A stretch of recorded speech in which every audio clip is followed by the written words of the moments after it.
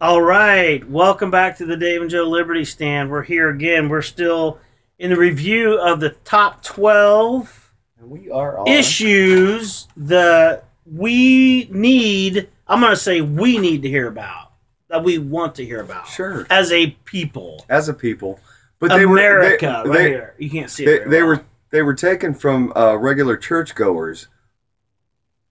But I think everybody really does want to know this. I mean, well, they're hot topics. They are because nobody talks about them, right? And and everybody wants to know about what nobody else talks about. What were we talking about earlier about being lackadaisical? It's like we've been so complacent in the United States. Oh, okay, I know what you're talking about. Yeah. It's a catch-22 when you got a great country like we had before now, and everybody's doing pretty well. I mean, the poorest people in this country are like rich people in the poorest countries. Right. I mean, by far. Right. Because the history, because the blessing, because of the foundation. Because of the way the Constitution was set up to let us have freedom to do what we want to do, even the poorest people still live well. And that has to do with number 7 of the 12 that we're on. Exactly.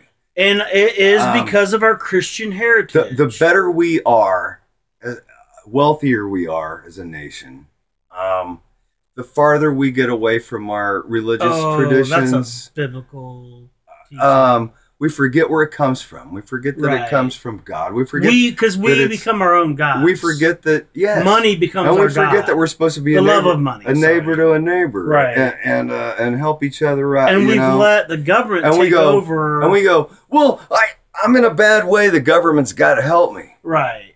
Because we are so far away from everything. Because we became so lazy, we didn't want to do it ourselves. We were too busy making our millions. And we're no millions. longer friends with each other, neighbors. Are you too busy making your millions? I'm working on it. How about you? So number 7 of the top 12, we are on number 7, and I mentioned it's Christian heritage is the topic, and the subheadings of that are the role of Christian faith in American history, the church role in U.S. development, and modern day relevance. Okay, I'm going to tell you. You got something for that, or you? No, you're good. Okay, I'm going to tell you guys something. This is something. I mean, the whole reason for this list and for was because of how much the role of the church. And as I say this, I realize, wow, I sound terrible because I don't go to church. So why am I sitting here peeing on the church? You know. But this is why I don't go. Okay, that's my excuse now. Oh no! Like they've always been the forefront of every great movement. In world history, the churches have. Why? How? Okay, I'll tell you what I know about. Okay, yeah. I can't go before that. I only know because of Barton. Because of Barton and on Glenbeck and stuff. Yeah. I'm just sharing what I've heard. Okay. When like the Revolutionary War, when it was time for that, and I mean we were getting hosed, man. There was a reason why we had the Revolutionary War. And it was time to stand up for ourselves and say, you know what, we're going to be our own guys. We don't need you. We don't want you. Go away. And it came from the pulpit. It came from in the church, the pastors and stuff. They were called the Black Robe Regiment. Really? I never knew this. Look that up. Look that up. The Black Robe Regiment. And I love it. Look it up. Look it up, hey. No, they did. Don't trust your word for it, right? And I'll tell you what, and I'm about to make Joe angry by making this not PG in a minute, but don't keep it PG. I'm trying really hard. My children may watch this.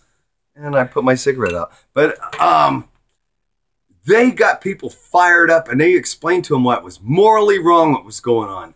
And they got the men and preachers. The preachers did. The pastors and the preachers and the leaders of the churches. And they got everybody fired up. And it's like, this isn't right. This is immoral. We're going out and we're taking over. We're taking over our own lives. That's awesome. That's incredible. And we're not going to take this tyranny. What's happening today? Where's the preachers today? That's why we're doing these shows. They're not being the men of God that they And that's why I'm not going to church. And I'm not going to blame. I'm not going to blame them per se, because we're all falling short. No, of what they're supposed. Our calling No, is. they're supposed to be the ones that grab us by the collar and go, "You're not doing what you're supposed to do." That's their job, Right. and they did it back then.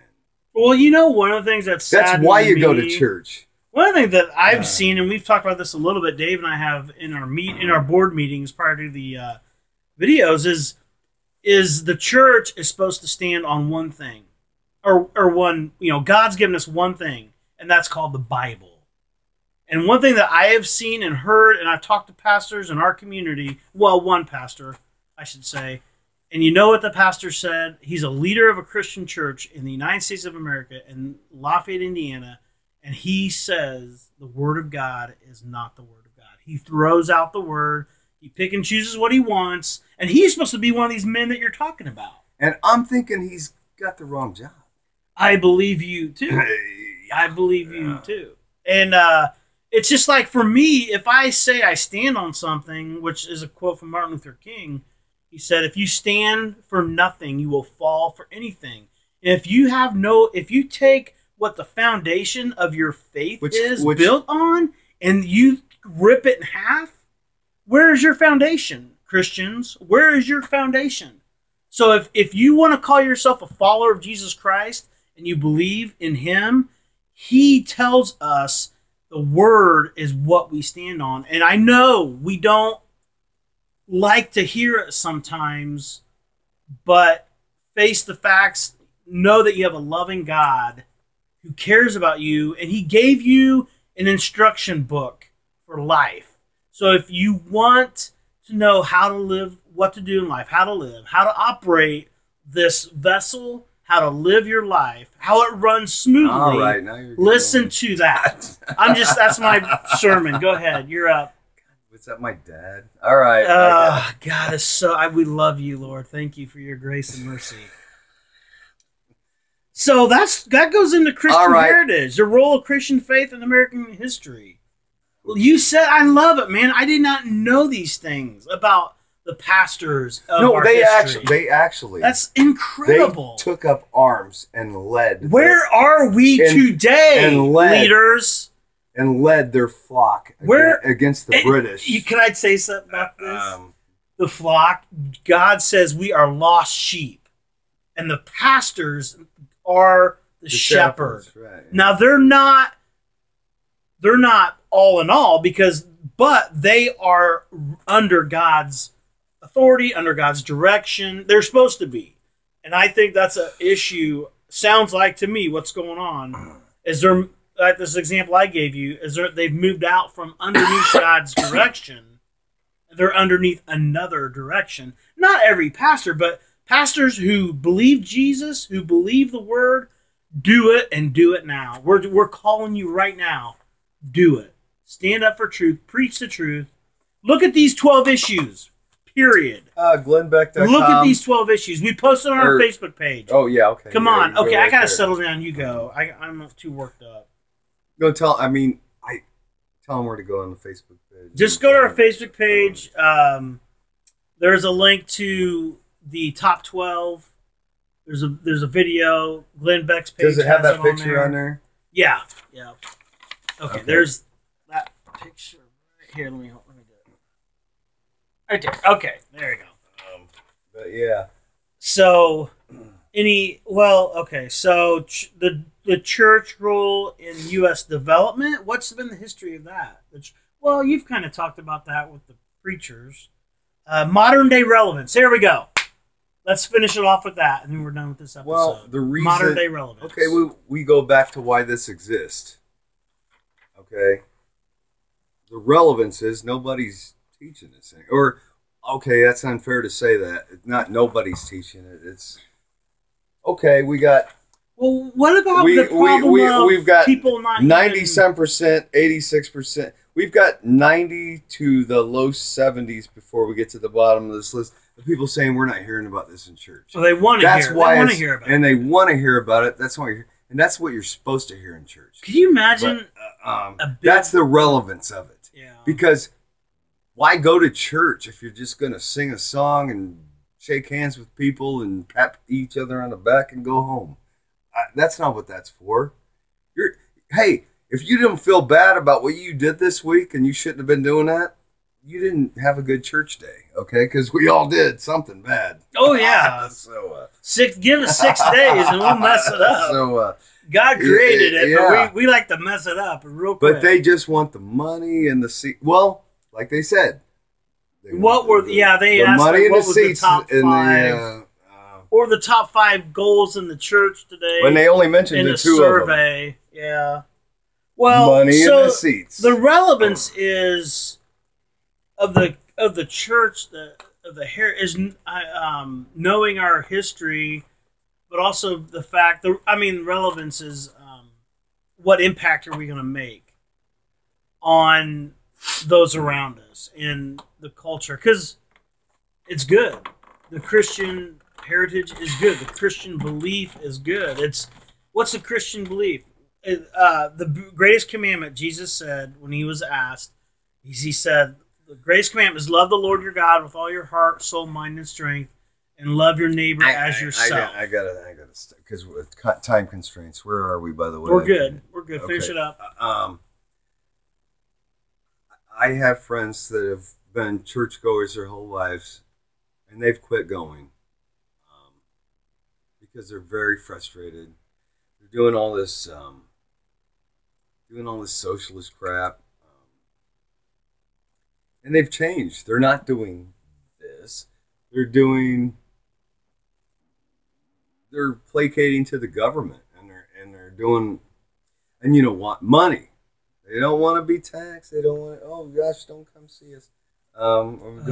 Yeah, because they could lose their tax. I mean, like I said, I've said this in a previous show with Joe. I think he goes to a good church, but that's a minority now.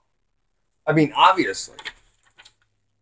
Look at the percentage here: 91%, number one; 86%, 85%, 83%. These things are not being talked about, and that's what you should be talking about. Well, I guess the other thing too is where are we going in the future of the church? I mean, how many people are going to church? How many people care about God? They're going to the social media, right? Or not social media, but the. What do we worship? What do we? We worship social media. We worship technology. We worship our time.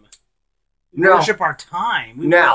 Our time is vital. Well, and I'm telling you, Satan is making us very busy. Out of all those things you just said, I will say our time is vital. Yeah. Yeah. Because we only have so much. I mean. Right, but the thing is, this technology that we have, smartphones. I got one right here. But this is supposed to help us with time, but it actually makes us busier. So I don't know. Like you said, time. Okay, I'm going to tell you. I've said this before about Joe. He's the hardest guy in the world to get a hold of because he never has that thing on, and it's on silent. And I don't even have a smartphone, and it's on purpose because when I'm at home with my laptop, if I wasn't sitting here against my wall right now doing the show with Joe, I'd be on that thing, and I know that's the way it'd be on my show. So I try. Clint Eastwood line, man's got to know his limitations. And I'll tell you what, Joe just said that about his phone. He wasn't talking about him. He was talking about other people because he doesn't do that. I swear to God. I swear. My Bible's over there. I put my hand on it. He doesn't do that. And I don't do that because I hate the phone stuff. It does distract me, though. It does. You got to. No, it's not a distraction. Technology, it's like a gun or a hammer. How you gonna use it? It's not the tool. It's a tool. I love that. That's good, Dave. It's like a glass. That glass doesn't make me put that in my mouth every 5 seconds. I just like that. Well, we're gonna wrap this up, you guys. So, just I guess the wrap up on that one is we all fall short, and we all have to. It's all tools, and it's all what we do with them. Well, thanks for being on this episode. We'll see you soon, you guys.